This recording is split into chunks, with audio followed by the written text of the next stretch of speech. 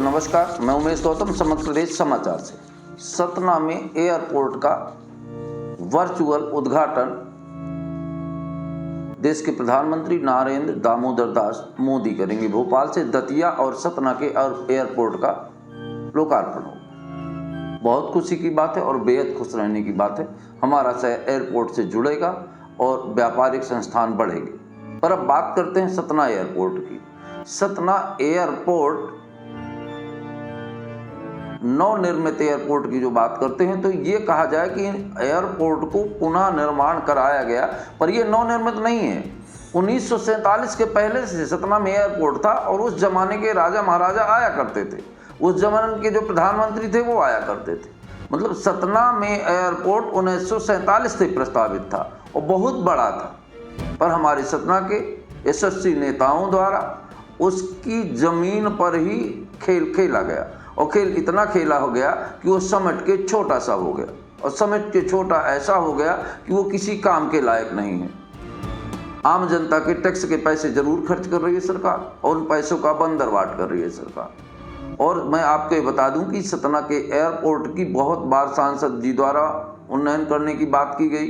फिर उसके दूसरे दिन राज्य मंत्री प्रतिमा बागरी गई और खूब घूमा, फोटो खिंचवाया, उन्होंने भी उन्नयन की बात की। उसके बाद महापौर गई, या यूं कहें कि सतना के समस्त नेता कई बार एयरपोर्ट घूम के अपनी तस्वीरें वायरल करते हैं। बिल्कुल बात भी सच है, क्योंकि एयरपोर्ट तस्वीर वायरल करने लायक है ही, क्योंकि उसमें एरोप्लेन तो हवाई जहाज तो वायरल नहीं की जा सकती, क्योंकि हवाई जहाज तो वहाँ उतर ही नहीं सकती।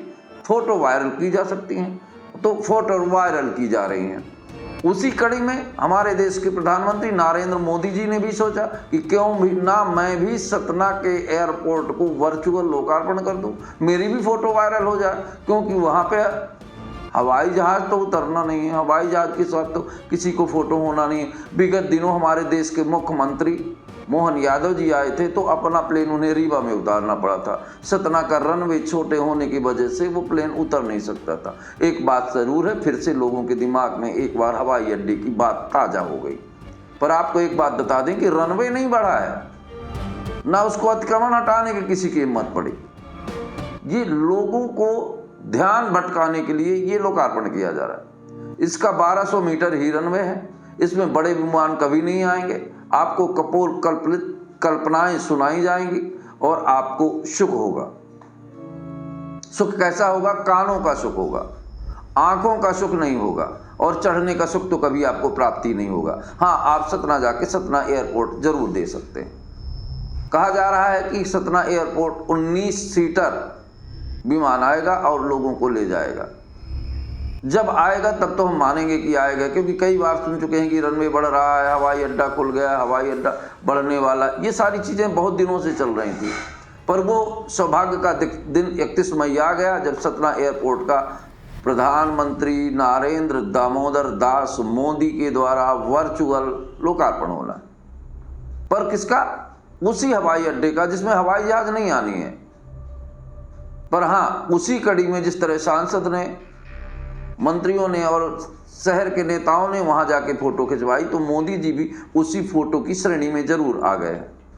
क्योंकि अगर मोदी जी को वर्चुअल करना था तो कम से कम रनवे बढ़वा देना था कि लोगों को लगे कि मोदी जी वर्चुअल कर कर लोकार्पण कर रहा है। अरे जब लोकार्पण उतना ही छोटे पे हो रहा तो कोई भी कर दे, क्या फर्क पड़ता है?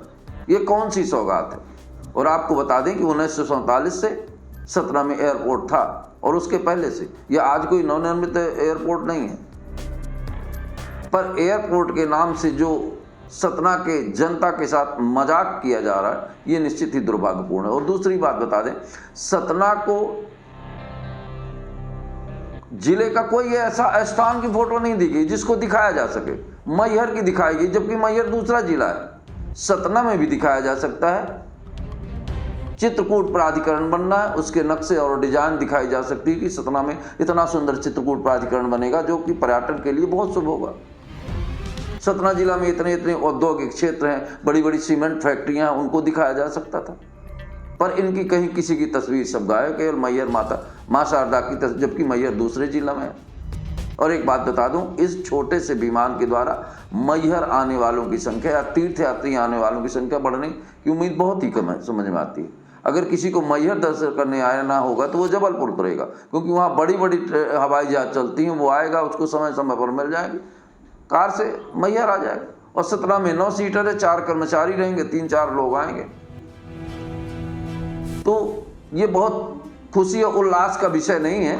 बात ये जरूर है कि लोकार्पण हो रहा है, पर बार बार नवनिर्मित कह रहे हैं, ये दुर्भाग्यपूर्ण है। 1947 के एयरपोर्ट को आपने छोटा सा डिब्बे में ला के रख दिया, 1200 मीटर में कर दिया, और कहते हैं हम विकास पुरुष हैं। शर्मिंदगी की हद, शर्मिंदगी शर्मा रही है।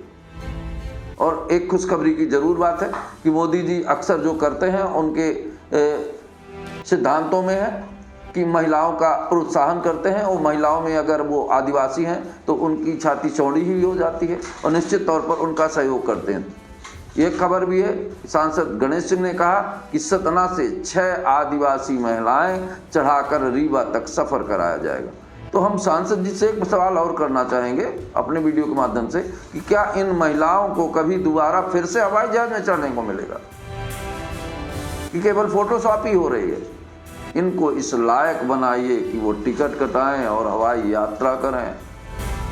मुफ्त में एक दिन घुमा देने से देश की तस्वीर नहीं बदलती, और देश की जो तस्वीर आप लोग बदल रहे हैं तो सारा देश जानता है, और सतना के लोग तो करीब करीब जानते ही हैं।